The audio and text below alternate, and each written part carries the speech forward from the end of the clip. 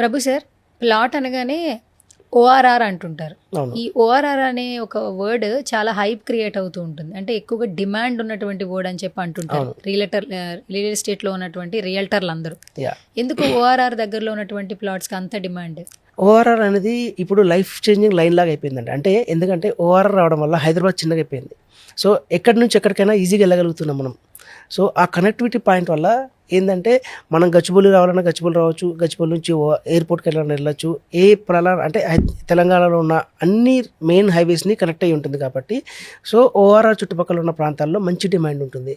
So ఇప్పుడు అదేంటంటే cost కూడా మనం లాస్ట్ 10 years నుంచి చూసుకుంటే గ్రాడ్యువల్గా కాదు హై స్పీడ్లో పెరిగింది. ఒకప్పుడు 25,000, 15,000, 25,000 మధ్యలో ఉన్న ల్యాండ్ ఇప్పుడు 60,000-70,000 రూపాయల గజం అయిపోయింది.